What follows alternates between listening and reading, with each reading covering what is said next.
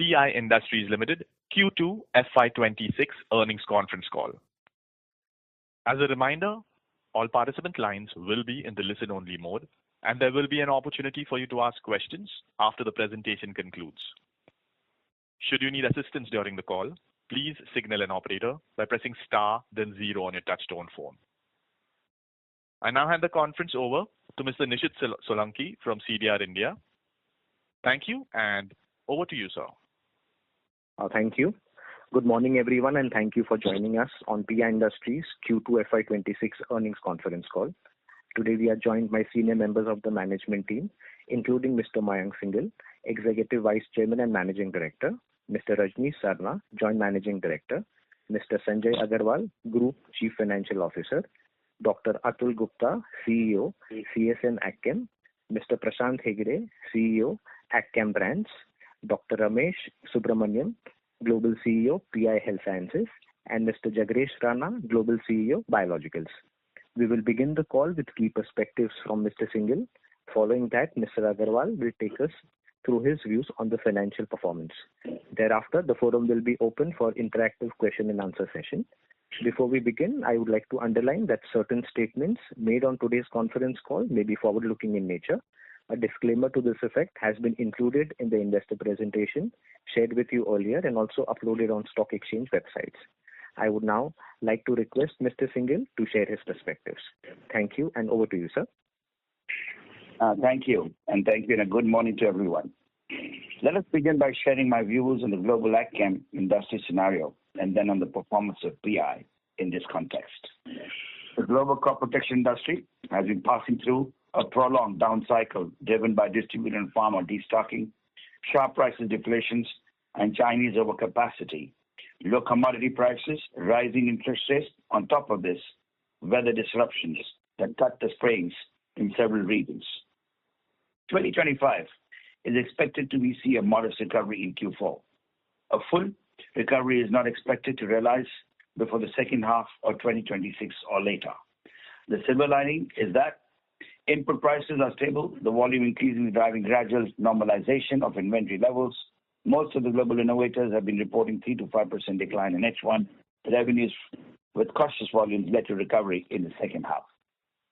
On the domestic side, Q2 witnessed erratic prolonged rain which negated the positive start of the Kharif season, while we have seen largely a favorable monsoon and a positive sowing trend in the major crops.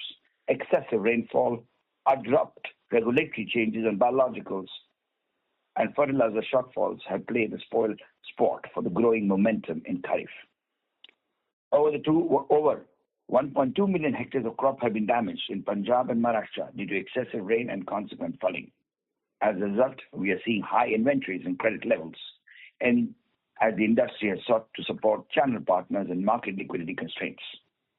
On a positive note, the plentiful rainfall will help paddy crop and also Rabi in the good so far with replenishment of healthy reservoir levels. Over the medium to long term, the push to develop next generation crop protection enhancement technologies that remain vital over global agriculture due to ergonomic, environmental, and economic pressures. Customers are seeing new products that are environmentally friendly, can overcome diseases, pest resistance, and existing chemicals, and produce high yields to meet increasing demands of food, fiber, and biofuels. At the same time, the demand of biologicals for an integrated crop health management is growing faster than the challenge posed by climate change.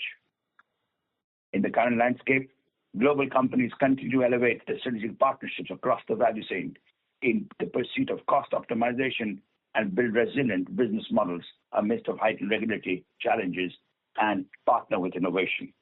I shall now move on to the business highlights. During Q2 of FY26, our performance is broadly reflected with the current market conditions in line with our plans expected for domestic end markets where excessive and uneven rainfall erupted and regulatory actions in the biological area impacted the demand scenario. On the AgChem export side, we have seen a decline in line with the customer delivery schedules to balance the overall inventory level. As explained before, we built this additional softness in our 26 plans. However, it is also important to highlight that the growth of the new products commercialized over the last 3 years have registered a decent 38% growth year on year in H1. We remain on track to commercialize 8 to 10 new molecules in the coming fiscal, having commercialized 5 in H1. I'm pleased to share our current pipeline includes non-ag-chem molecules in the categories of specialty and fine chems. On the domestic side, we have seen a 5% year-on-year decline during H1. Domestic revenues are negatively affected in Q2, offset the growth seen in Q1. Thanks to advanced product mix and solution-oriented approach, the momentum of new product launch remains strong. We introduced 3 new brands in the first half of the year and plan to launch an additional 2 to 3 in the later parts of the year. Our development pipelines include over 20 plus new products scheduled for future development and regulatory registrations. During the quarter, our pharma business showed a 50% year-on-year growth. We've onboarded 2 new customers to build pipelines with the business development teams in the US and Europe. Although our pharma business is modest, with significant headrooms for growth, there is a slowdown in the biotech funding and geopolitical challenges are impacting the conversion of proposals in the pipeline. In the meantime, we continue to invest in capability building, people, process assets, and integrated CRDMO platform. We've also carried out plans to upgrade the additional assets to continue support for the strategic growth. Last year, as you're aware, we at the acquisition Plant Healthcare, we took a significant step of scaling biological business globally, bringing innovation of sustainable solutions to farmers across the world. In India, we are well on our way to becoming a leading player, if not the largest player in biological company, both in terms of product portfolio and revenue. Our peptide-based biological technology platform is unique and offers biological solutions to many unmet needs of the growers across the world. The platform has the potential to develop many new products for varied crop solutions. During this quarter, we have commissioned new biological research center in Hyderabad with the Plant Systems Lab to study plant systems and support global biological research out of Seattle. We are continuing to make investments in the market and product development to focus geographies across US, Brazil, Europe, Mexico, and India, and partnering with crop solution companies. We continue to seize the growth opportunities across the ag science, pharma, CRDMO, and specialty chemicals, transforming a company from ag science into a diversified life science enterprise. Each of these segments presents considerable potential to expand our global presence and leadership led by science. Our ongoing investments in these growth sectors are creating solid base for the next stage of growth and sustainable growth. On long-term, outlook remains intact, while in the short term, global and local industries are still facing macro headwinds, climate change, geopolitical uncertainties. Our long-term strategic initiatives are on track, aligned to the strength of our leadership positions in the market and achieve scale across newer platforms. We remain committed to harnessing cutting-edge technologies and leveraging our integrated model to drive niche offerings. Furthermore, financial discipline to ensure that these growth is balanced with robust cash flows and sustainable return on capital. Now, with this, I would like to hand over the discussion to our Group CFO, Sanjay. Thank you very much, and over to you, Sanjay. Thank you. Thank you, Mr. Singhal, and good morning, everyone. I'll summarize the company's financial highlights for the quarter ended 30th September 2025. We have been delivering resilient performance amid headwinds in the global agrochemical industry, which have been driven by factors such as low commodity prices, rising interest rates, inventory destocking, and extreme weather challenges. This demand softness has been coupled with excess capacity in China, causing value erosion, particularly in the generic products. Back home in Q2, as you all know, uneven rains created huge crop losses, impacting our key focus crops. However, we expect better Rabi season and an increase in rice and corn acreages give us the confidence that should lead to a positive market scenario in H2. To share the financial performance highlights for quarter 2, we reported a revenue of 18,723 million, a 16% decline from the high base of the same period last year and a 1% sequential decline. On a 3-year CAGR basis, the growth in Q2 is 2%, as we had registered a growth of 5% in quarter 2 FY25 and a 20% in quarter 2 FY24, making it a high base. On a H1 basis, there is a 12% decline in revenue, which is broadly in line with the plan, except for domestic revenues, which were impacted due to excessive rainfall and abrupt regulatory actions. We have delivered on a H1 4% 3-year CAGR basis, which continues to outbeat the industry. We have also commercialized 5 new products in AgChem exports and 3 in domestic agri brands. These new products in AgChem exports have seen a 38% growth on a year-on-year basis in H1, which clearly demonstrates that our de-risking strategy and focused approach to gain new businesses in this tough environment. Decline in AgChem exports business is primarily volume-led and driven by slow demand and customer delivery schedule deferments. The domestic business, despite a strong product portfolio and new product launches, declined due to erratic rainfall, which disrupted demand, and the biological business was impacted by abrupt regulatory changes. We expect both these issues which I just spoke, to be transitionary, and we are confident in driving the business to a higher growth trajectory in the coming quarters.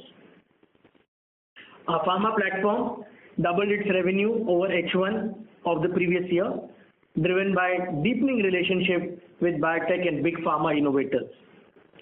Our development spend into creating a fully integrated pharma CRDMO platform has helped to create an accelerated pathway for strong future growth.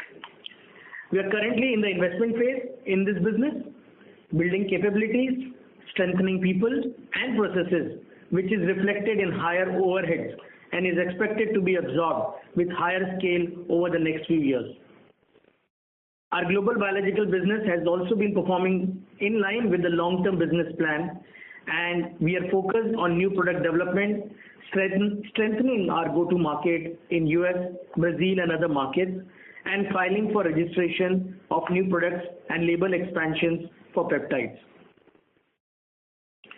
Moving on to the margins profile, due to the favorable product mix and operational efficiencies, our gross margin for the quarter has expanded and our EBITDA margin remained resilient. While the revenue has been affected by industry headwinds, we are adopting a focused approach to maintain healthy margins, which allow us to withstand industry challenges and also invest for the future. We expect the ETR to be in the range of 20 to 23% for the next 2 to 3 years. Furthermore, the trade working capital in terms of days of sale has risen to 115 days, and which reflects the current market conditions. We expect to improve this as the market scenario normalizes in the coming quarters. We remain very positive about the company's long-term growth outlook and expect to regain the growth momentum in the coming years. We also anticipate a recovery in our domestic and AgChem exports, particularly from Q4, to offset the decline in revenue and profitability in the first half. With this, friends, I will conclude my opening remarks. I will now request the moderator to open the forum for Q&A. Thank you. Thank you very much. We will now begin the question and answer session. Anyone who wishes to ask questions may press star and 1 on their touchtone telephone. If you wish to remove yourself from the question queue, you may press star and 2. Also, before we begin, a request to participants to please limit your questions to 2 per participant. Should you have follow-up questions, we request you to rejoin the queue. Ladies and gentlemen, we will wait for a moment while the question queue assembles.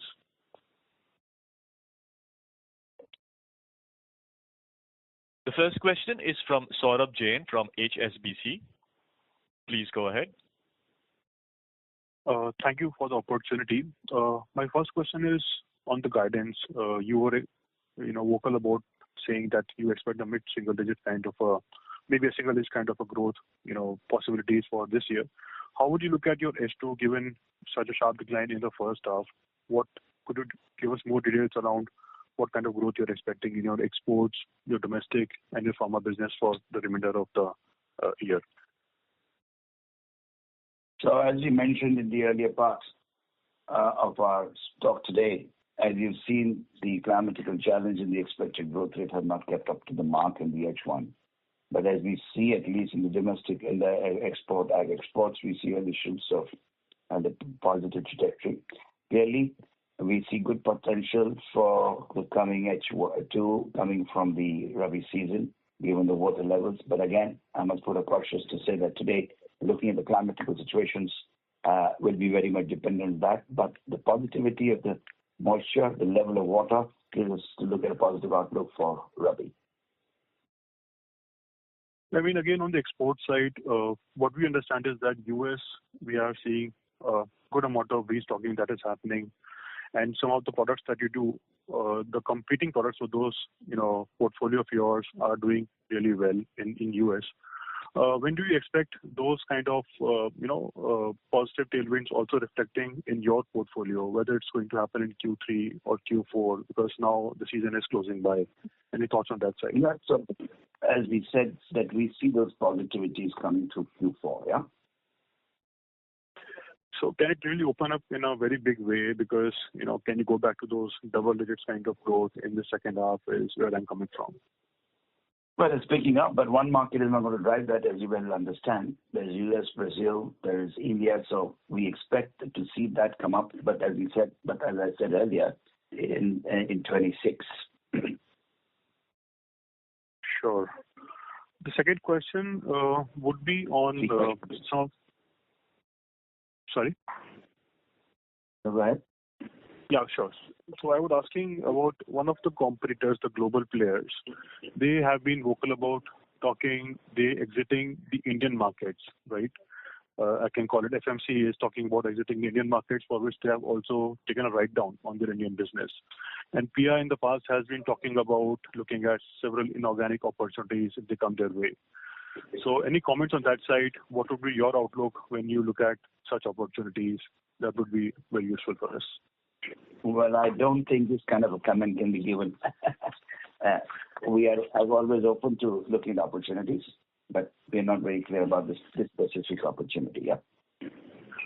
Okay, if I may just rephrase it, do you think there is enough merit in this business, because the pressure that CTVR has been witnessing in the Indian market, if they kind of take back their stocks or if they look to exit the Indian market, does it at least help the competitors or the peers in India get into more market share opportunities? Does it bring health of the Indian market back? I don't think it will be very fair, for me to comment on somebody else's business at this point, please. Thank you. Sure. I'll get back into queue with more questions. Thank you.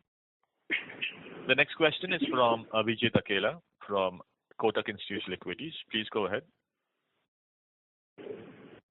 Yeah, thank you very much. So just, on the cash flow statement, there's a significant increase in contract assets of about 450 crores.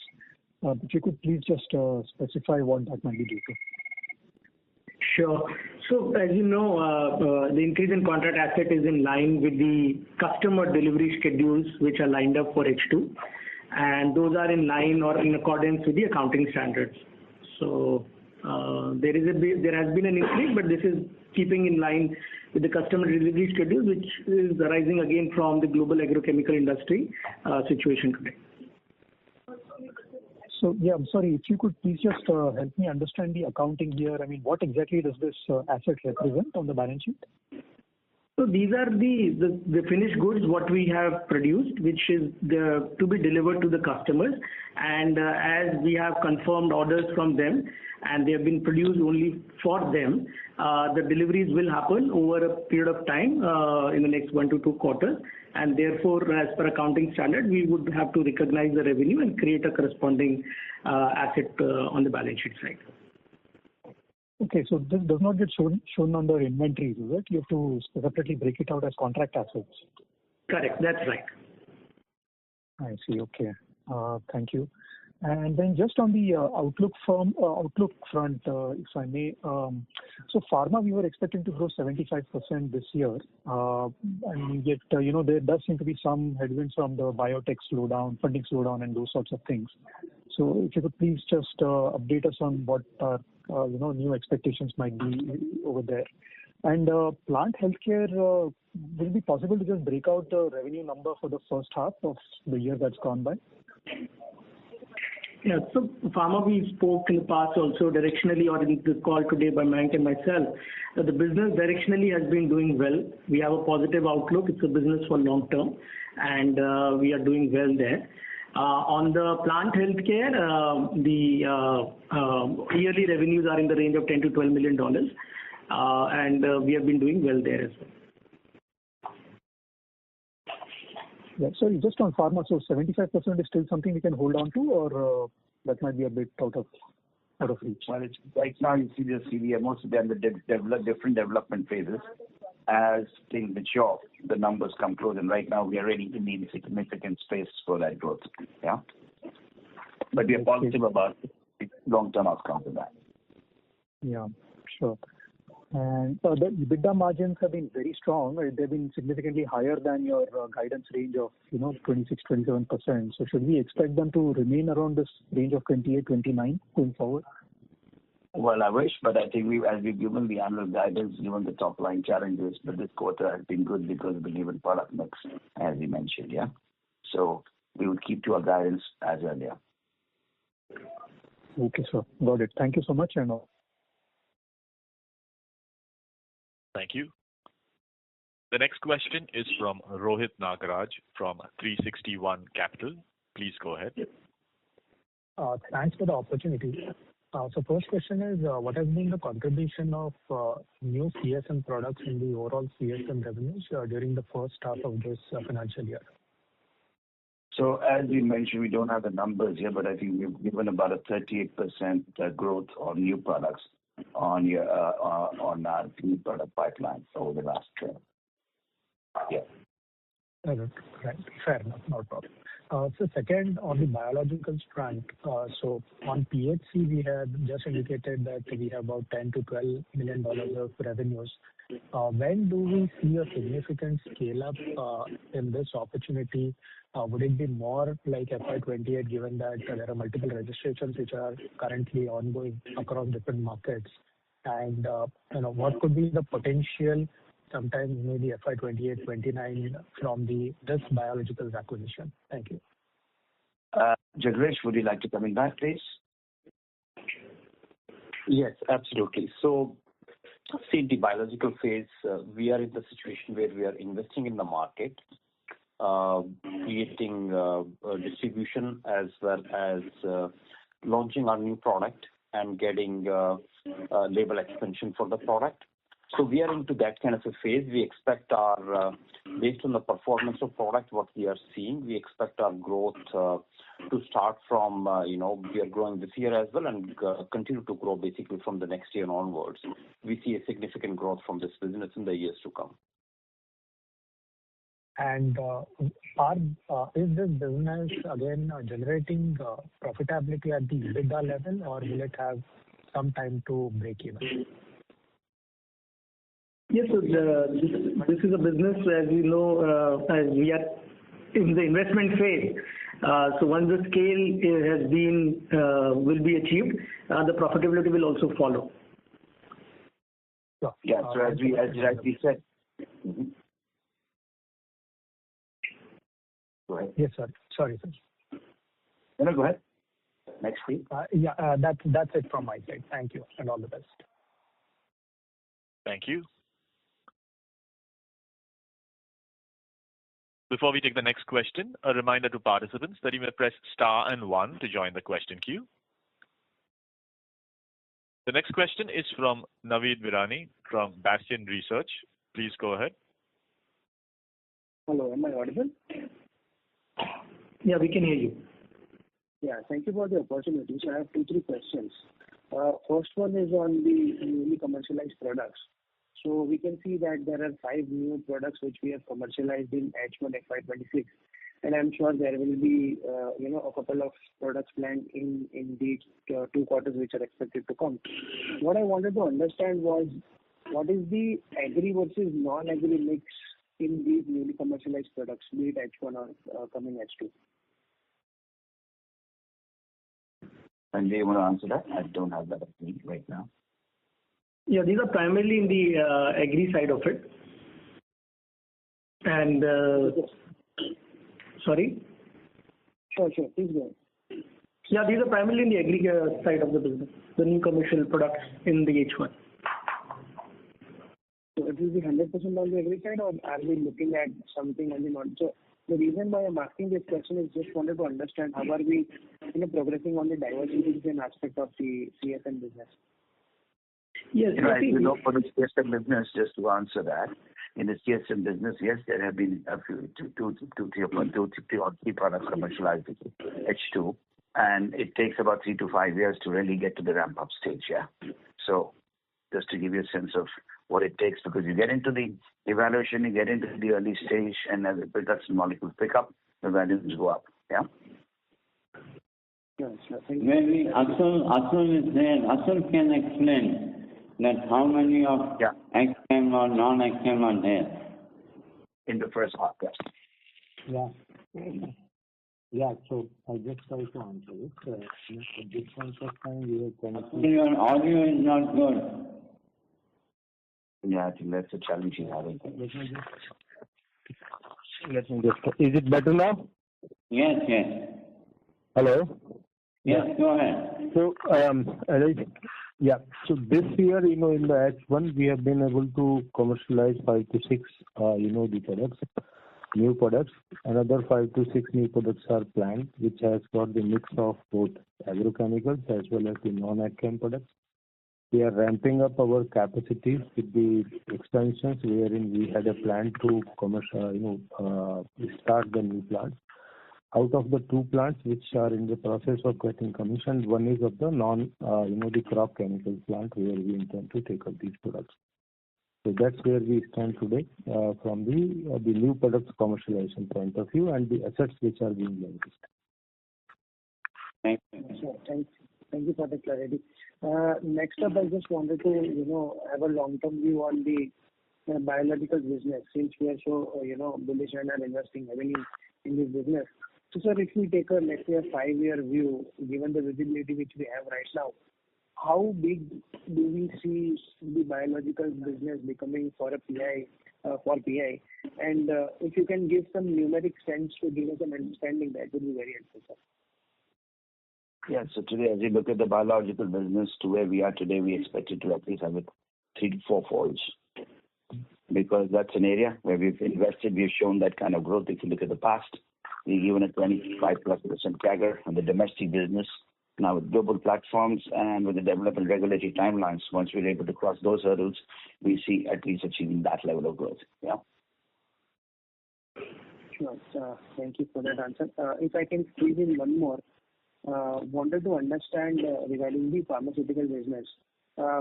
We in the past we have talked about onboarding 3 to 4 large pharmaceutical clients in the segment. So where are we on that particular journey, sir?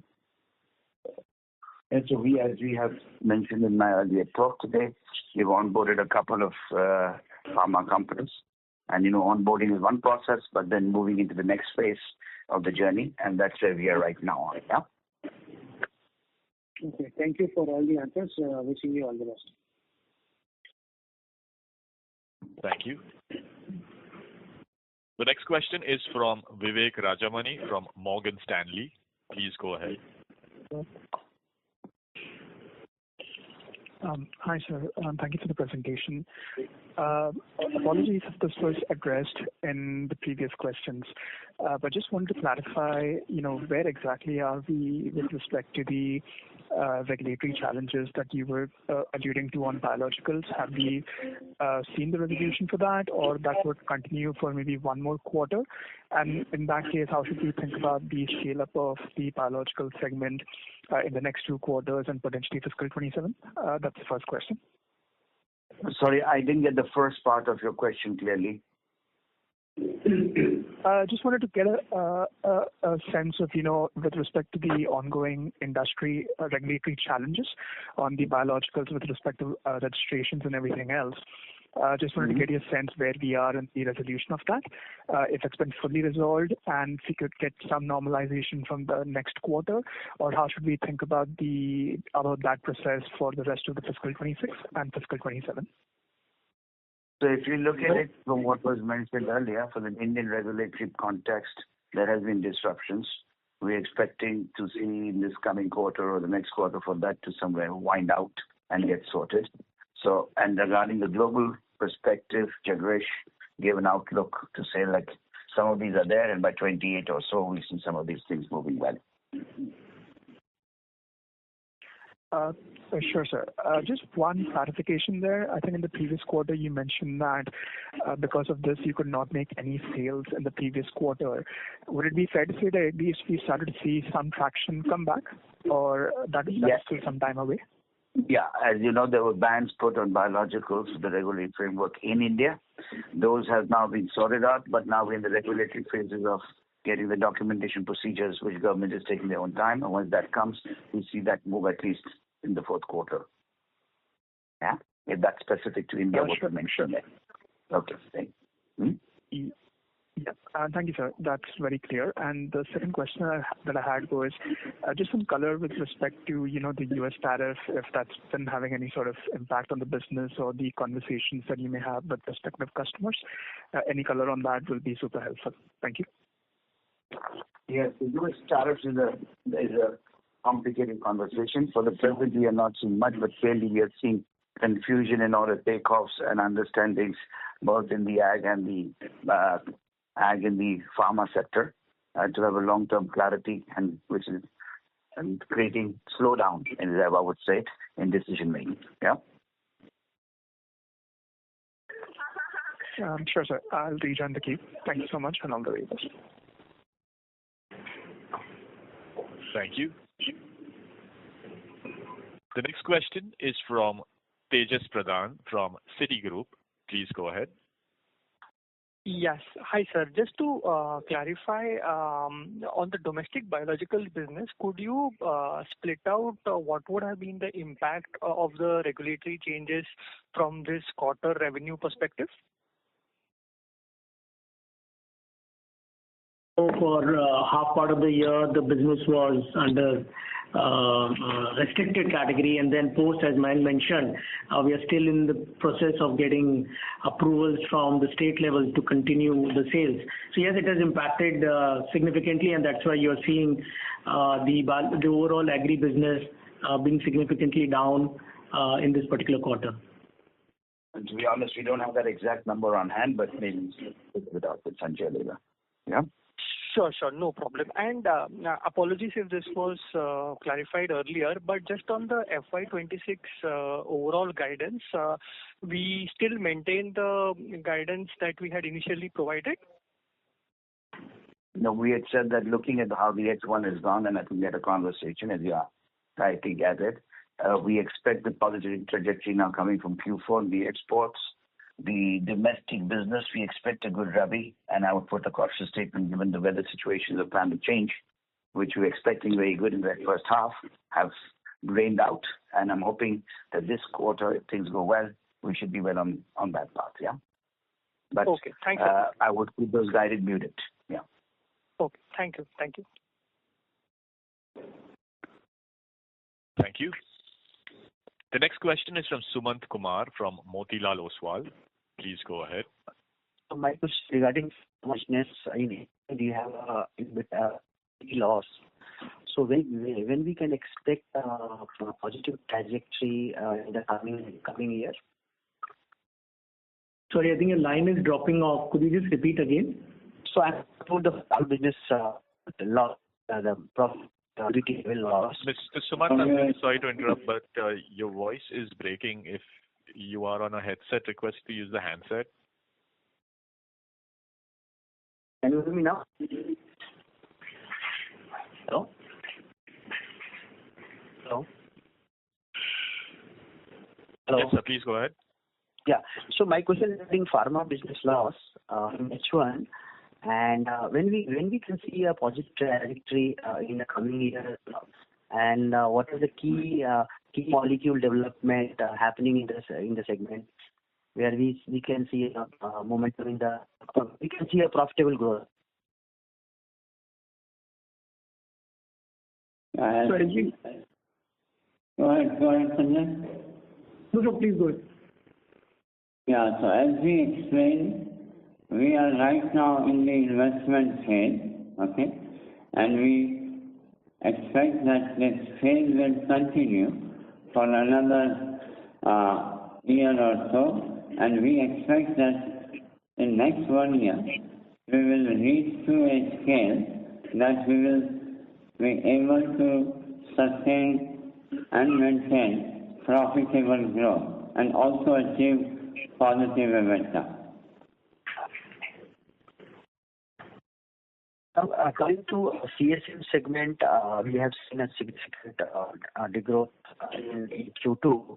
Your audio is not good at all. We are not able to understand. Mr. Sumant. So my question regarding hello. Yes, please go ahead.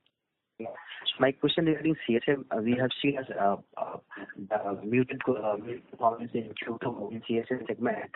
How you are talking about we see recovery going forward. So can we see some single digit in Q3, Q4? Again, your audio was not good to understand your question. Mr. Sumant, we request you to call us back. As we have already guided, that we anticipate, recovery of growth from Q4, and accordingly, this whole year will pan out. Okay? So we will see a growth in Q3 also. I think it is too speculative to talk about quarterly things. What we are indicating today is that what is our current visibility on domestic and export. Okay, thank you, sir. Thank you. Next question is from Darshita from DSP Asset Managers. Please go ahead. Yeah, thank you for taking my question, team.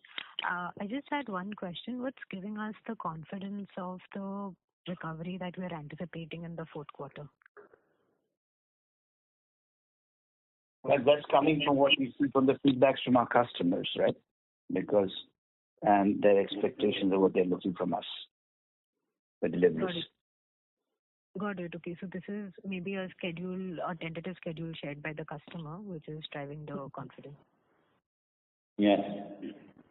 Got it. Okay, that's all. Thank you. Thank you.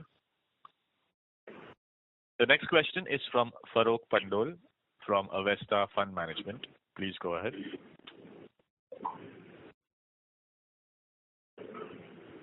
Hello, am I audible? Yes, sir. Hello? Please go ahead. Yeah, okay. So I'm referring to the presentation where there's been a mention of PI's own NCEs and some, there's been good progress and forward movement on that. So is there some additional color or light you can shed on these initiatives and tell us how we are placed and sort of some kind of timeline with respect to the future? And second question, with respect to the cash position, is this sort of a level that we are comfortable with? And how do we see that playing out, or what's the plan with respect to future cash flows?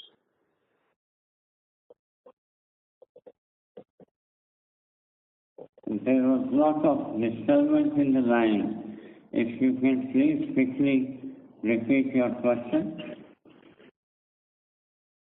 Yeah, my first question. Hello? Yeah. My first question is about the from the presentation where you mentioned the commercialization of PI's own NCEs progressing well. Is there some more color or light you can shed on that? And my second question was with respect to the cash level that we are running at this, the net cash level we are running at this point in time.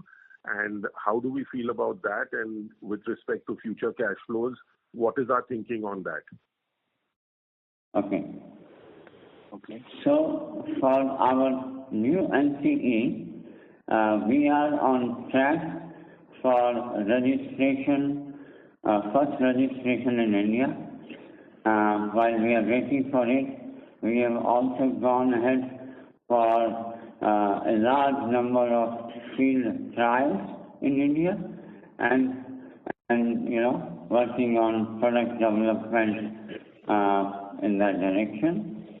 As regards cash flow question, yes, we are right now evaluating several inorganic opportunities in the domestic and also in other technology areas outside India as well. Okay, but at the same time, given the kinds of uncertainties in the general business environment, we are not hurrying up or in any kind of, hurry to kind of to deploy the available cash. We are happy sitting on cash and looking for the right set of opportunities. Great. Thanks very much and wish you all the best for the coming quarters. Thank you. Thank you. The next question is from Chetan Thakkar from M3 Investment. Please go ahead. Hello. Am I audible? Hi. Yeah, hi. Yeah. So just one clarification on that contract asset piece. So from an accounting perspective, is the revenue already booked in this quarter and that is the asset that is sitting on the balance sheet? Yes. This is how it is. And by the way, this is not the first quarter, that we are talking about contract assets. It has increased in recent quarters, mainly because of deferred customer schedule, supply schedule. But this has been the accounting practice as per Indian accounting standard for quite some time now. So there is nothing new about it. Sure, sir. So just wanted to clarify that for my understanding. Thank you so much. All the best. Thank you. The next question is from Madhav from Fidelity. Please go ahead. Hi, good afternoon. Thank you so much for your time. So I have two questions. The first one is on the pharma CDMO business which you're looking to grow. As you understand, looking at many of your peers in India as well, it's slightly a longer gestation business. Just wanted to understand where we are in that journey in terms of, building up the pipeline and if you could give some color in terms of, how many projects we are addressing and, how many are in phase 1, phase 2, phase 3. If you could give some color there on our sort of pipeline, that will be super helpful to understand the business better. Thank you. Yeah. Ramesh, if you are there, you can come in. Sure. Can you hear me? Yeah, we can hear you, Ramesh. Okay, fantastic. So I can give you some color. So what we've done is we've onboarded 7 new clients in the first half. The focus is on investing in the CDMO business and that part sustainably and carefully. There are two pieces to that, right? One, we look at growing late-stage programs, onboarding late-stage programs, which in the next 2 to 4 years potentially start giving you sustainable revenue. And the other one is onboarding quality customers. So on that regard, in addition to the 7 customers that we have onboarded, I can tell you that we have 2 new late-stage programs that we have onboarded. And we also expect to add 2 more late-stage programs in the second half. Right now, these things have to gestate. They shouldn't hopefully at risk as they move forward. They can become good businesses. And we have several that we're actually actively pursuing late-stage opportunities, and we'll see how some of them play out.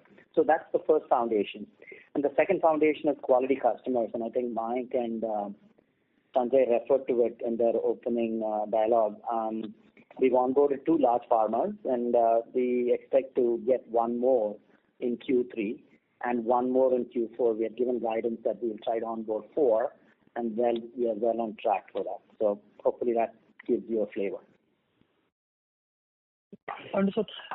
So currently, how many phase 3 programs do we have? I'll generally comment that in terms of late-stage programs, we have 6. 6 late-stage. So, I mean, usually late-stage silence in the industry is usually phase 3 or late phase 2. Something like that is how we should also look at that, right? Yeah, phase 2, phase 3, yeah. Phase 2, phase 3. Got it. Okay, perfect. Understood. And there are no commercial programs yet, right? For us, we're doing more like pipeline development work. There's no commercialized molecule yet in our revenue. We have quoted on some, yeah. Quoted on some. Okay.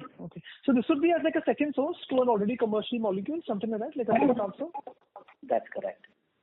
Okay, perfect. Got it. And so the second question was, PI in the past few years has been looking to seed in electronic chemical business as well. I don't know if you all have shared any update yet on how that is progressing in terms of, ramping that up and, any update on that business as well. That would be helpful. Thank you. Well, we are already doing electronic chemical products for the last few years. I think already we have commercialized 5-6 products. Current year also we are commercializing 2 more. And on top of it, we have a very good pipeline in R&D for scale-up studies and development. So yes, we are very much there in electronic chemicals and growing, and also expect to do well in next 1 or 2 years. Is there any comment you can share? Capital or capex that we've installed for electronic chemicals specifically for us in our current gross block? Well, I think Atul, while responding to our question, already mentioned this, that we have 1 plant which is already in build-up near commissioning. We already have another plant, multi-product plant we are doing for electronic chemicals. So yeah, there are a couple of plants which are being used for these kind of products. And what would the gross block be, including the one that we're adding and the one which is, I think, already... Well, we don't have this number in front of us, maybe on sideline. Understood. Thank you. Thank you. The next question is from Krishan Parwani from JM Financial. Please go ahead. Yes. Hi, sir. Thank you for taking my question. Just one from my side. I think Mayank, you mentioned that you have offtake visibility from Q2FY26. So, in that context, can you guide us for the order book status for FY27 and probably a resultant CSM growth in F27? Would be in the range. Sorry? Yeah, we will not have order book positions for year-wise FY27 or 26 or something like this. We generally keep track on the overall order book position, which is around 1.26 billion as of now. I think it is too early to kind of guide you for FY27. We still have to see how the inventory restocking and normalization happens in the next 2 quarters. But yes, we will surely guide you maybe sometime in the 4th quarter around what is our visibility for FY27 and FY28. Okay. And just one clarification. I think you have stopped giving the overheads and the gross margin for the pharma piece from this quarter. Can you please give us for the second quarter, or you're going to stop it from going forward? No, so the revenue, the gross margins have been in line with what we had seen in the past. In this particular quarter, the EBITDA or the PIIND margins are what are required to be disclosed, and they have been there. There has been slight decline in the profitability in this quarter for the pharma business due to some one-off processing related costs and unfavorable product mix. And as you know, the overheads have been higher because we've been in the investment phase, building capability building and people cost and processes. So that's a stand on the pharma business. Okay. And I think the information structure is the same as previous quarter. Is that correct, Sanjay? Yes, sir. With the statutory requirement disclosures all have been given. I think you wanted more color on the gross margins piece and at the overhead level, which obviously get culminated at the PBIT level. Okay. No problem. Thank you so much for answering my question. Wish you all the best. Thank you. Next question is from Riju from Antique Stock Broking. Please go ahead. Thanks for taking my question. I think all my questions have been answered broadly. So, sir, last one thing, if I look at the gross margin, so that has increased by around over 500 bips. So, is it because of lower inventory that have helped in terms of getting the gross margin, or was there only the product mix that you have talked about earlier? Well, it is primarily because of product mix. And as we have explained in past also, that every quarter you will have variability in the product mix.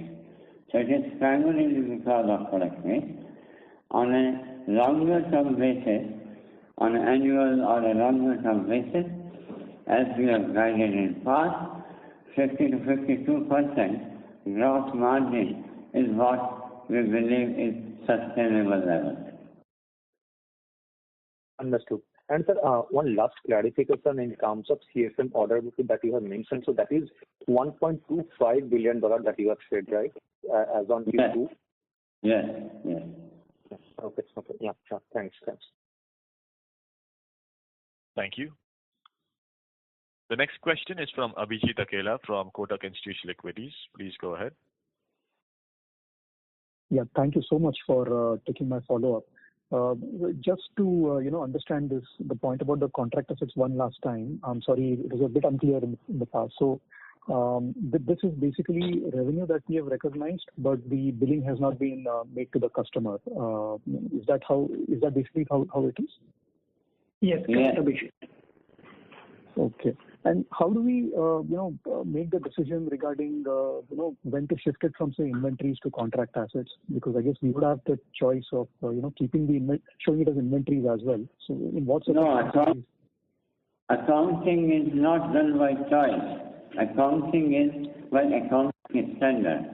So if you are doing something exclusively for a customer and you have an order in place, accounting has to be done that way.